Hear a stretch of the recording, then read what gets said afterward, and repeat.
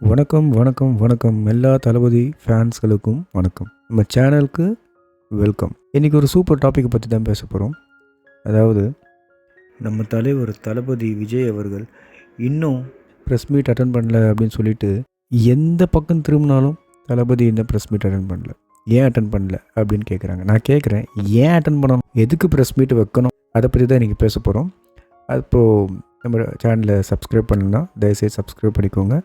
Okay, அப்போ நம்ம வீடியோக்கு போகலாம். Welcome back. அப்போது நம்ம தளபதி ப்ரெஸ் மீட் ஏன் அட்டன் பண்ணலை அப்படின்னு கேட்குறவங்களுக்காக நான் ஒரு விஷயம் சொல்ல நினைக்கிறேன். அதாவது ப்ரெஸ் மீட் எதுக்கு வைக்கிறாங்க? ப்ரெஸ் மீட்டுன்னு சொன்னால் என்ன? பத்திரிகையாளரை மீட் பண்ணுறது. பத்திரிகையாளரை யார் மீட் பண்ணுவா? யாருக்காவது ஒரு விஷயம் மக்கள்கிட்ட சொல்லணும் அப்படின்னா அது வேறு ஒரு ஆளுங்கள்கிட்ட இன்ஃபர்மேஷன் கொண்டு போகணும் அப்படின்ற ஒரு நேரத்தை தான் ப்ரெஸ் மீட்டு வைக்கிறது. இப்போது ரெண்டு விஷயம் இருக்குது. ஒன்று, ப்ரெஸ் மீட்டு இந்த மாதிரி மீடியாஸ் வழியாக ப்ரெஸ் மீட்டு கொடுக்கறது. ரெண்டாவது, டைரெக்டாக சோஷியல் மீடியாவில் போடுறது. ரெண்டுமே ஒரே விஷயந்தான். இப்போ தளபதி அதுதான் பண்ணிகிட்ருக்காரு, சோஷியல் மீடியாவில் போடுறாரு. சோஷியல் மீடியாவில் போடும்போது நம்ம ஒரு விஷயத்தை கன்வே தான் பண்ணுறோம், ஆர்குமெண்ட் பண்ணல, விவாதம் பண்ணலை. இப்போ நம்ம விவாதம் பண்ணும்போது மட்டும்தான் அதுக்காக ஒரு ஸ்டேஜ் வச்சு அங்கே விவாதம் பண்ணுறாங்க. இப்போ ப்ரெஸ் மீட்லாம் எப்படி போயிட்டுருக்கு? பழைய காலத்தில் எப்படி ப்ரெஸ் மீட் நடந்தது? பழைய காலத்தில் ப்ரெஸ் மீட்டு அந்த இடத்துல அவங்க சொல்ல வேண்டிய விஷயத்த சொல்லுவாங்க. அதுக்கப்புறமா பத்திரிகையாளர் 1-2 கேள்வி கேட்பாங்க. அதாவது நடந்த விஷயத்தை, அதாவது அவங்க பேசின விஷயத்தில் அவங்க சந்தேகத்தை கேட்பாங்க. ஆனால் இப்போ ப்ரெஸ் மீட் அப்படியே நடக்குது. இப்போ ப்ரெஸ் மீட் எப்படி நடந்துகிட்ருக்கு? ஒருத்தர் ஒரு விஷயத்த சொல்ல வராரு, அவர் சொல்லி முடித்ததுக்கப்புறமா மீடியா கேள்வி கேட்குற கேள்விங்களெல்லாம் நம்ம ஒரு படத்தில் பார்த்தோம் பார்த்திங்களா, எல்கேஜியில் நம்ம ஆர்ஜே பாலாஜியோட படத்தில். அது ஒரு சீனில் ப்ரெஸ் மீட் அவங்க ஒரு கேள்வியை வச்சு, அவர் சொன்ன ஒரு பதிலை வச்சு அவங்க அதுக்கப்புறமா எத்தனை கேள்வி கேட்பாங்க. அது ஒரு காமெடியாக இருந்தால் கூட நிதர்சனமாக அது ஒரு விதமாக பார்த்தா அது உண்மை தான். என்ன கேள்வி வேணாலும் கேளுங்க. உங்களுக்கு பிடிச்ச ஸ்வீட் எது சார்? என்னங்க இப்பெல்லாம் கேள்வி கேட்குறாங்க? அசால்ட்டா பதில் சொல்லுங்க. கேசரி. கேசரி காவி கலர். அப்ப நீங்க இந்துத்துவாக்கு சப்போர்ட் பண்றீங்களா? ஏய், எங்க அப்பா கேசரி நல்லா பண்ணுவாரு, அதனால சொன்னேன். அப்பா பத்தி பேசுறீங்க, அப்ப நீங்க வாரிசு அரசியல் பண்றீங்க. ஏங்க, டாக்டர் பையன் டாக்டர் ஆகலாம், வக்கீல் பையன் வக்கீல் ஆகலாம், ஆனா அரசியல்வாதி பையன் அரசியல்வாதி ஆக கூடாதா? So are you product of nepotism like Alia Bhatt, Hrithik Roshan? Alia Bhatt, Hrithik ரோஷன்லாம் இந்த பாலிவுட் நடிகர்கள் தானே. அது எப்படி உங்களுக்கு? ஸோ ப்ரெஸ் மீட்டை ஏன் அவர் சந்திக்கலை, அவருக்கு என்ன பயமா அப்படின்னு கேட்குறாங்கல்ல. இது பயம் இல்லைன்ற விஷயம் கிடையாது. அதாவது ப்ரெஸ் மீட்டில் ஒருத்தர் பேசும்போது அவரை இவங்க எதிர்வாதம் பண்ணி இல்லைன்னா கேள்வி கேட்டு அவரை மடக்கி அவங்க வாயை மூட வச்சிட்டோம் அப்படின்னு சொல்லிட்டு இவங்க தட்டிக்கிறதுக்காகவா? அப்படி இல்லையே. அதாவது மீடியா ஜனநாயகத்தின் 4வது தூண் அப்படின்றது. அப்போ 4வது தூண் என்ன பண்ணணும்? அவங்க அந்த விஷயத்தை மக்களுக்கு கொண்டு போகணும், அவ்வளோதான்.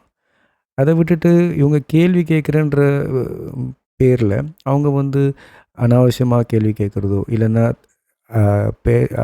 அந்த டாப்பிக்கை விட்டு வேறு டாப்பிக்கு போகிறதோ, அது மாதிரி போகும்போது என்ன ஆகும்? அந்த ப்ரெஸ் மீட் அவங்களுக்கு ட்ரெண்டிங் ஆகும், அவங்களோட சேனலில் ட்ரெண்டிங் ஆகும், இல்லை அவங்களுக்கு டிஆர்பி ரேட் இன்க்ரீஸ் ஆகும்.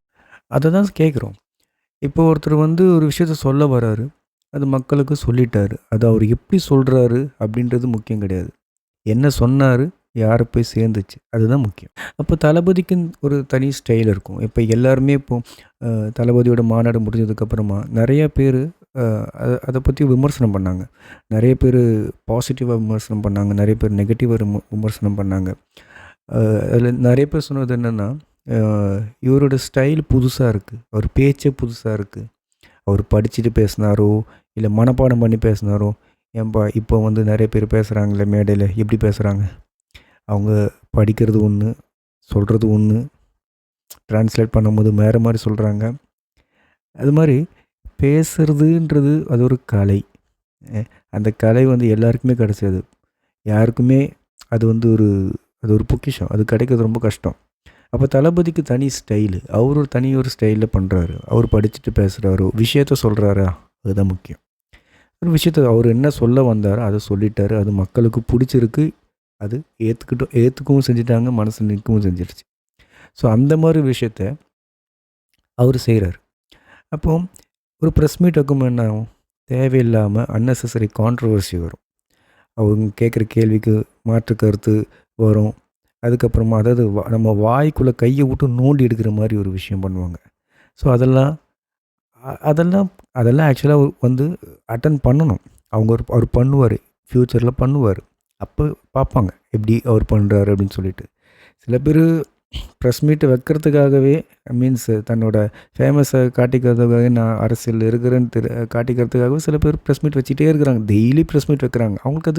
அவங்களுக்கு அது பழக்கம் ஆயிடுச்சு. அவங்க அதில் வந்து இதுவாக இருக்கிறாங்க. அவங்களுக்கு வேறு வேலை இல்லை. ஆனால் இப்போ தளபதி அப்படி கிடையாது. அவர் ஒரு சினிமா நடிச்சிட்ருக்காரு. அவர் ரொம்ப கிளியராக சொல்லிட்டாரு. நான் படம் முடிச்சுட்டு லாஸ்ட் படம் முடிச்சுட்டு நான் ஃபுல் டைம் நான் வந்து இதில் இறங்குவேன் அப்படின்னு சொல்லிட்டாரு. ஸோ அந்த ஒரு இதில் அவருக்கு டைம் கொடுங்க. அவங்களுக்கு கொஞ்சம் டைம் கொடுங்க. அவருக்கு இந்த படம் முடிகிற வரையும் டைம் கொடுங்க. ப்ரமோஷன் முடிஞ்சதுக்கப்புறமா பார்ப்போமே அவர் எப்படி பண்ணுறாருன்னு சொல்லிட்டு. அதுக்குள்ளே இப்போவே ப்ரெஸ் மீட் வைக்கல. சரி, நான் ஒரு கேள்வி கேட்குறேன். இப்போ ஒரு ப்ரெஸ் மீட் வைக்கிறாரு, அவர் பேசுகிறாரு. கண்டிப்பாக கான்ட்ரவர்சி கேள்விகள் வரும். அப்படி பேசும்போது அவர் வாயிலேருந்து வார்த்தைகள் வந்து அது என்ன ஆகும்? சில சமயம் லீகலாக ஏதாச்சும் ப்ராப்ளம் வந்ததுன்னா இப்போ நடிச்சிட்டு இருக்கிற படம் என்ன ஆகும்? அது பாதிக்கப்படும். அதுக்கு பாதிக்கப்பட்டால் டைரக்டர் ஒரு வேளை அவர் அப்படி இப்படின்னு கொஞ்சம் ஃப்ரெண்ட்லியாக இருந்தாலும் கூட ப்ரொடியூசர்ஸு சில பேர் விட மாட்டாங்க. என் படத்தில் வந்து இவர் நடிக்காமல் போயிட்டார், இல்லை அவருக்கு வேறு மாதிரி லீகல் ப்ராப்ளம் வந்துருச்சு, என் படம் நின்று போச்சு அப்படின்னு பிரச்சனை வந்ததுன்னா அவங்களோட ஃபேமிலி அவங்களோட அந்த பிஸ்னஸ் பாதிக்கும். ஸோ அதனால தான் இவர் வேறு எந்த கான்ட்ரவர்சி பேச்சும் கொடுக்காம அப்படியே போயிட்டுருக்காரு. ஸோ இது வந்து மற்றவங்க புரிஞ்சுக்கணும். இப்போது வேறு மாதிரி யோசிச்சு பாருங்கள். இப்போ பத்திரிகையாளருக்கு சந்திக்கிறாரு தளபதி. அப்போ ஒரு விஷயத்தை பற்றி பேசுகிறாரு, ஒரு ஆளை பற்றி பேசுகிறாரு, இல்லை ஒரு விஷயத்தை பற்றி பேசுகிறாரு. அப்போ கண்டிப்பாக இந்த ப்ரெஸ் மீட்டு அந்த ஆப்போசிட் பார்ட்டிக்கிட்ட போகும். அப்போ அவங்களும் பேசுவாங்க. அங்கேருந்து இன்னும் ரிப்ளை திருப்பி இங்கேயும் வரும். அப்போ இது மாதிரி அங்கேயும் இங்கேயும் போயிட்டே இருக்கும்போது இது டைம் தான் வேஸ்ட் ஆகும். அப்போ விஷயத்தை ஒரு முடிவு வராது, டைம் வேஸ்ட் ஆகும். அப்போது இதுதாங்க தளபதி எதுக்கு பத்திரிக்கையாளரை சந்திக்காமல் இருக்காங்கன்றதுக்கான ரியல் ரீசன் நான் நினைக்கிறேன். நீங்கள் என்ன நினைக்கிறீங்கன்னு கண்டிப்பாக கமெண்ட்ஸ் சொல்லுங்கள்.